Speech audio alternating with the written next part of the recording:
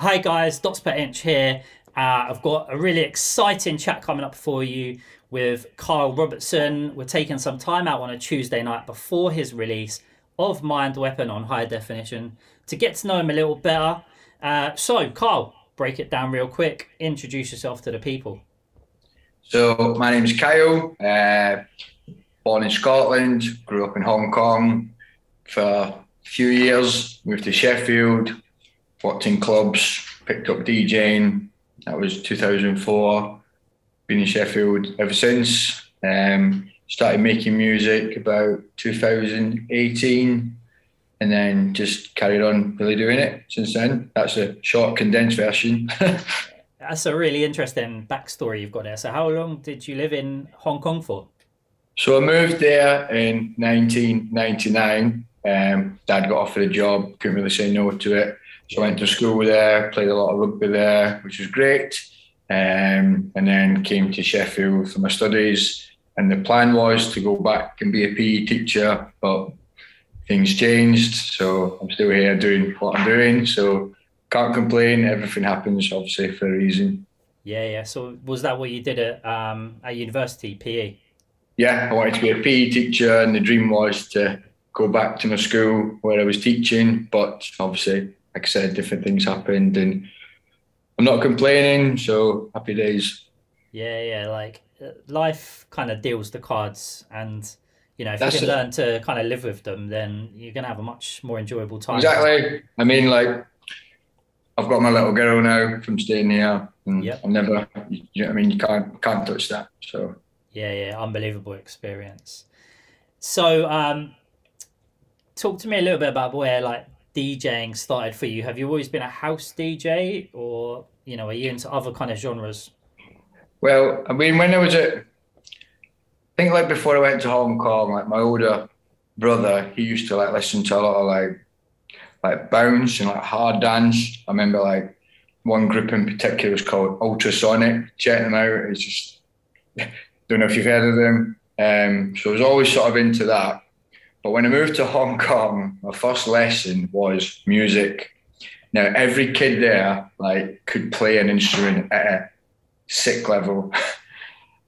I couldn't play any instrument, and the teacher was like, "We've got a new student today, and we're doing solo performances. You can go first." And I was like, "Don't play anything, mate." And he was right. Okay, you're gonna have to sing a song now. So I sang Oasis, Wonderwall. I got 4 out of 20, which was great. And he was like, "We don't have a drummer in class." So I remember I went home, bought some drumsticks, and just started learning like drums. I was into like Blink and Green Day and all that punk poppy stuff when you were a teenager. Then as I got a bit older, I was into like Korn and Slipknot, all that sort of heavier, grungier stuff. And yeah, just loved all that. And when I came to Sheffield, within like my first, second year, I started working at Gatecrasher, legendary club, obviously. Just like promoting, handing out leaflets, you get to know people. And then I met some guys that played there, Funk Junkies, Mark and Jay, and they used to do like a lot of events at a place called DQ. I was promoting for them. And then obviously I was just buzzed off the music that they played, really liked it. But because I was involved in the nights, like I wanted to sort of get involved more. And as you know, with the previous conversations we've had, I've got a bit of a knack for finding some good tunes. So it was just wanting to sort of play those tunes out. So I would get to the club before the night opened, just have a play around on the decks, and then just sort of built it up from there. Really, that's so. I've always liked house music, regardless. It was more like the electro stuff back in the day, and then it went on to like the fidgety stuff like Crookers, Bart B. Moore, Mickey Slim, Stupid Fish, all that stuff. And then for a while, and I don't mind saying this, I did. Do you know when you got like your first gig, you want to just play all the big tunes, don't you?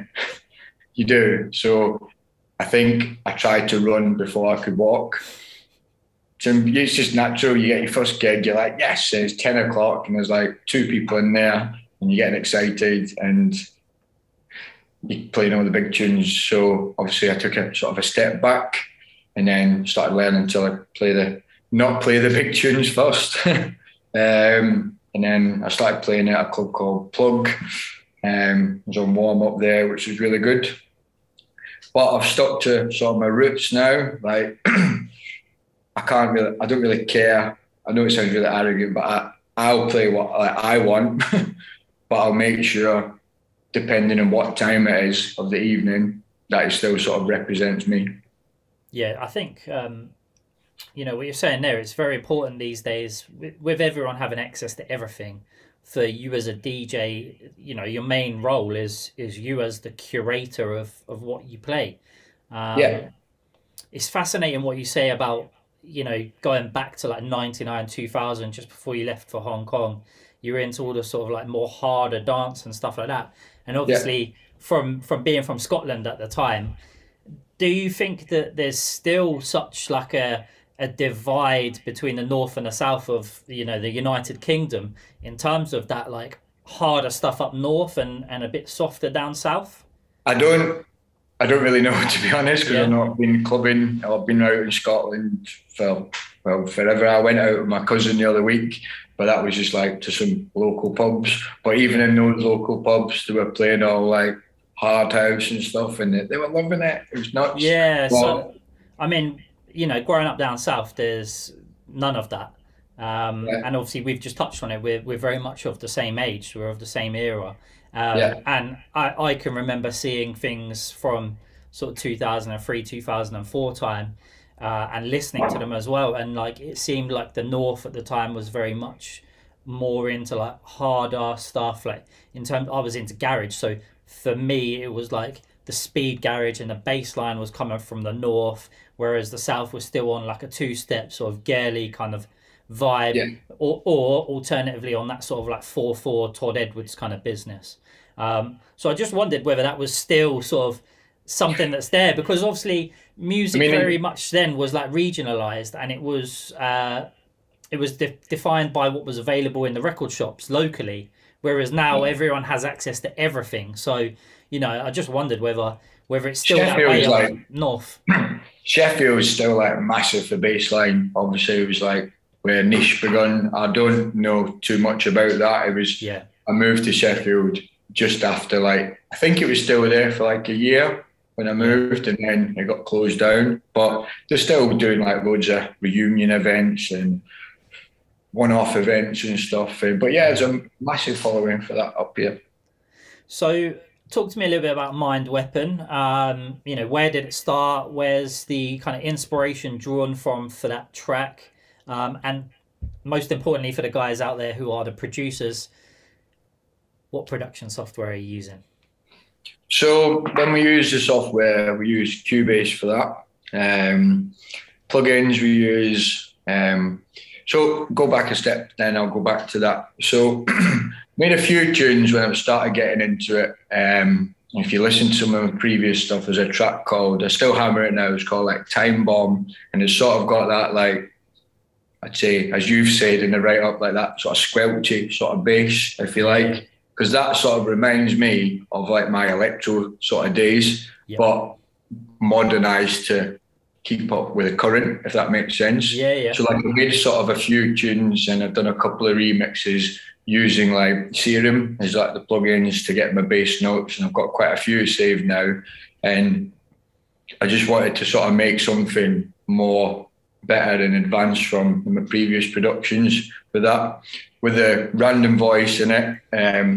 Obviously, you've got to be different and stuff these days. So I watch a lot of interviews on YouTube and on the telly. If I find something, I'll record it, I'll get it redone, so you're safe. And sort of where that came from, really. And that's it. So I think for me, that Mind Weapon, it's obviously it's a bit of a stomper, but it's yeah, yeah. sort of, I guess, reflects the direction that I want to go in. Yeah, I can feel what you're saying there in terms of the squelching bass line is very much of that sort of like electro into like Crookers kind of era. So, Yeah. that makes a lot of sense. And is that like something that you're going to continue to evolve and progress? Forget, I mean, obviously, like a lot of people, as I mentioned you before, they say I used to go in too hard, too quickly on sets and stuff. And they probably were right years ago. I'm not going to deny that. But like now, as I mentioned, I'll stick to my guns and I'll do what I enjoy because I don't like sort of not following. I'll just do what I like, and if I like it, then happy days. If someone else likes it, then that's a bonus. I mean, so you played my latest remix for Wasabi, that everything. You can tell it's got some sort of sound similar to that, and I think it's doing okay. But I got an Instagram message from one kid, never met him, and he went, "Mate, this tune is an absolute hoofer." For me, Come on. what a compliment! I'm like, yes. So, but no, I'm working. So, I'm allowed to talk about some of the bits that are coming out. Or, Yeah, of course. Like let's talk future as well. Yeah, definitely. so, got a track that I've done with Luca Lazar. So I remixed one of his tracks. That was my first ever remix I did on Wildcard Records, Vanilla Ace's label.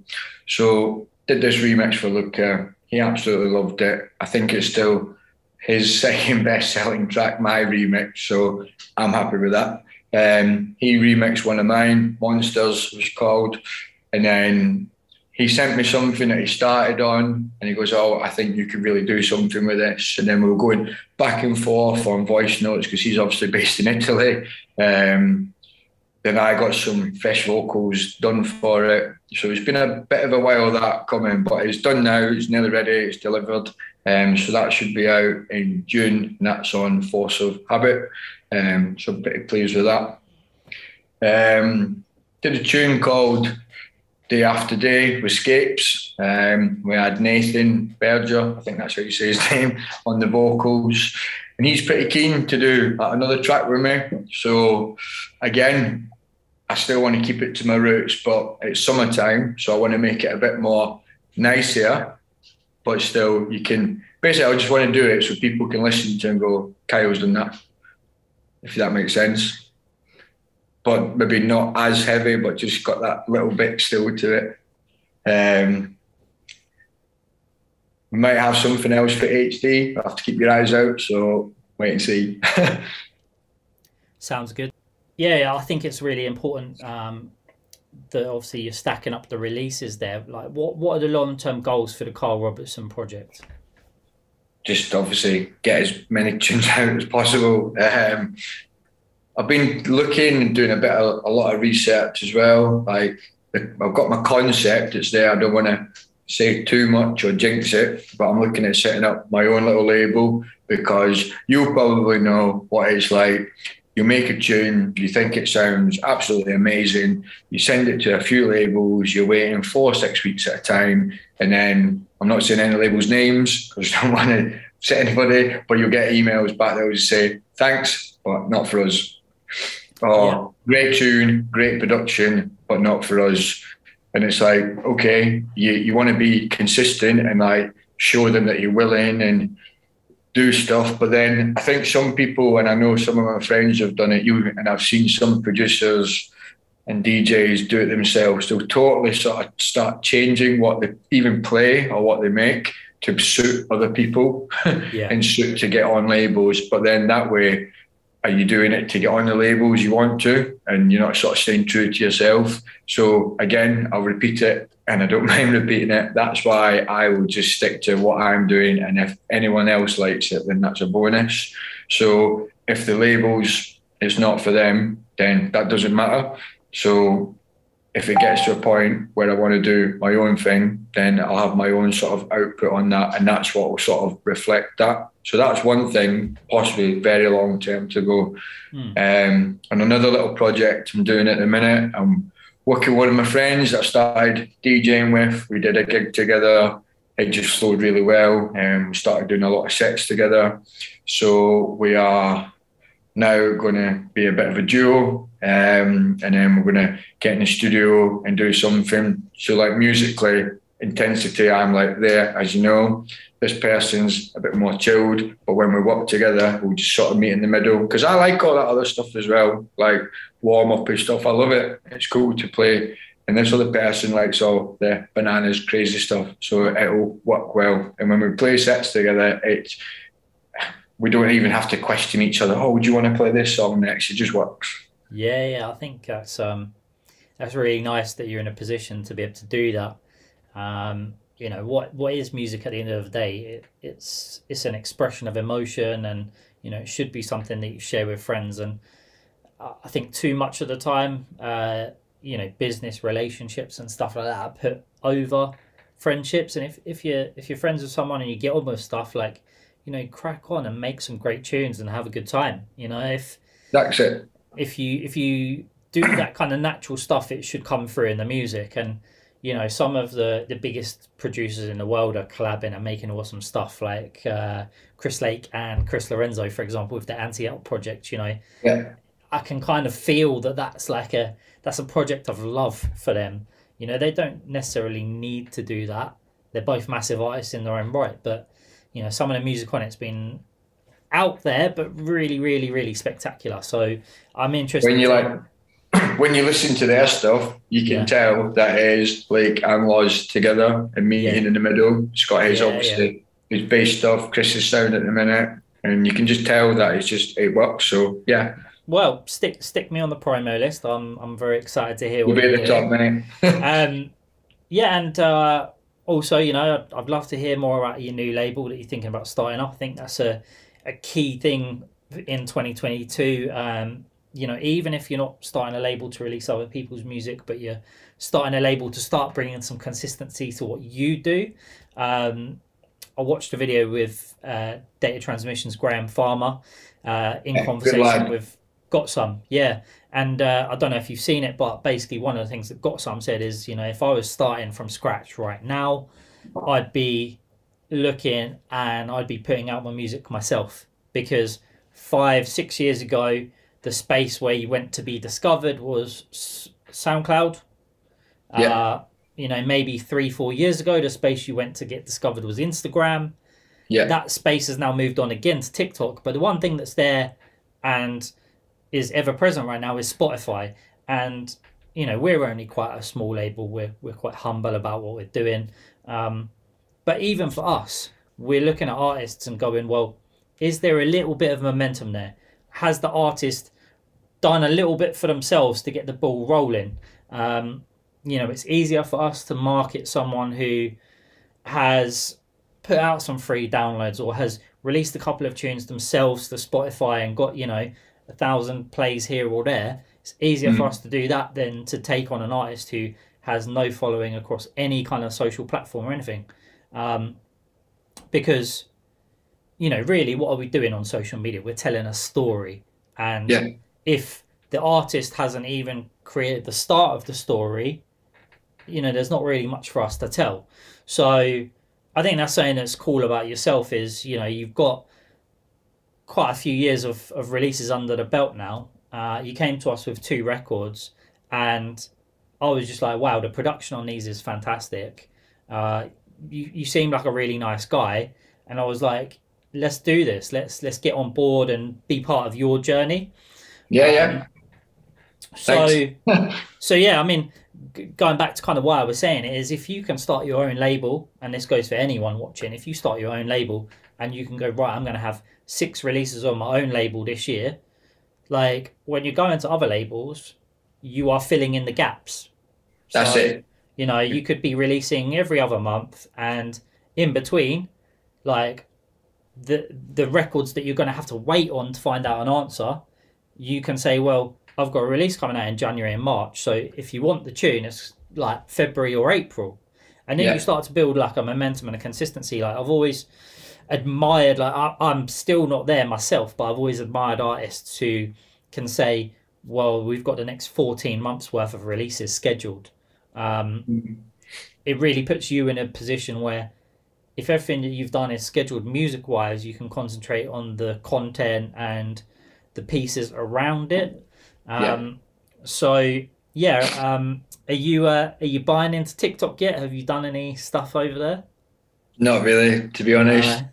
I've seen it that you sent me a video and Yeah, it showed yeah, you the reach on Instagram, and I was like, why are we not doing it? yeah, So I need yeah, to look into it. So yeah, I've yes, got a guy, one of my friends at work is like, he plays his guitar. It's a bit of a character. He does like little all his guitar stuff on TikTok, and he's showing me how daft it can be, like the yeah, pro you can get. I've seen it, but I mean, going back to sort of what you were saying, like about the label, like that's sort of the plan, like mm, having your releases stacked up. When someone told me, like, obviously get like a few tunes under your belt, hit the labels, keep hitting the labels that you think that you want, that you like, that you want to get on. Like I've got my five that I send to every time, regardless, and I'll send it to them. If they say like, oh, it's available for a month or 2 months, and then they get back to you finally, then you could say, well, tough, it's coming out of my label, but I'll send you this next one instead. And then because so that no matter what, they're still getting back to you. So yeah. that's another little Yeah, I tip mean, Ben the told thing me. is, if you've scheduled it for release on your own label and you've scheduled the release, let's say 6 months in advance, and 2 months later, the dream label comes back to you and says, actually, we've just heard this, we want it. You're in charge. You can pull that from that label, Mm. can't you? Like you can go, okay, I'd rather give it to the dream label, and I'll find something else for my label. But Yeah. at least you're working ahead on things. So yeah, like just quickly before we go, like what else are you kind of into right now other than music production and obviously taking care of your lovely daughter? Um, would you say, I don't know if like watching like your films and stuff like that's a bit Yeah, of a yeah, hobby, like but like you can be a big my film friend, one of my buff, you friends know? said, don't go into it, but you know what? It's who I am. Yeah, Like I love like Marvel, Star Wars, like going to Doctor Strange this Thursday with the lads. Got that booked nice. in opening night. But yeah, I like watching them. Got Moon Knight tomorrow, so I've got like a schedule of what I like to watch. Yeah. Besides that, I like going out walks and stuff. You know, just simple things. Take my little girl up to the Peak District. Um, yeah, that's You nothing too you much. still into rugby? Do you still do rugby bits or not so much? Sometimes they play like touch now and again, but again, it's pretty weird that it's sort of just like politics in a way, sort of the same as your music industry. It's who you know. Yeah, If you're best friends with the captain and you get to play in the first team, it's stuff like that. So yeah. I sort of not fall out with it at that point, but I still love playing. Yeah, Do you know what? um, It's when you hit the age of 30 that you start to think, do you know what? Like when there's politics involved and stuff, like, no, it's what an easy life, I'm mate. out. Like, can't be bothered. That's it. And then going up to Scotland now because my mum and dad they just moved back last Yeah, August, which is amazing because yeah, that me must and be my little nice. girl, well, we didn't see them for what, nearly 2.5 years Yeah, because yeah, I took her out there on a holiday and then she was just turned just over 3, and then obviously this lockdown happened. We were due to go back 2 summers ago, couldn't. And then my mum just rang me up one day and she said, we're coming back. And I was like, okay, how long for? Is it a holiday as usual? She went, no, for good. I'm like, yes. So nice. I take her up now, and like we went up at Christmas, and that was like the first Christmas my parents have had with my little girl. So you can't touch that. And that was, Yeah, yeah, so it's nice that I can just drive up whenever I want. So got that yeah. as well. Much better than having to book plane tickets months in advance and Yeah, stuff. you try a 14-hour flight with a 3-year-old, it's fun. Oh, I'll leave that one for you, man. That sounds like a lot of hassle. Wasn't too bad. She was good, but I won't forget it. Yeah, yeah. Cool. All right. Well, do you want to just quickly tell people where they can find all about you and your music? Like, what are your socials? Yeah, so Instagram, it's just really simple. It's Kyle Robertson DJ.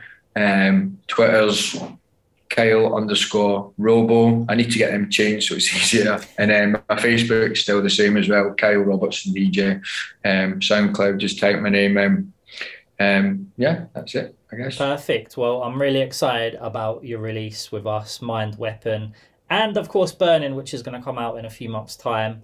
By the time this video is out, the tune will be out. So if you're watching this, go ahead and stream Kyle Robertson, Mind Weapon now on Spotify. Grab a copy on Beatport and support the record. High definition, life is better. Let's go. See you later, pal. See ya. Bye.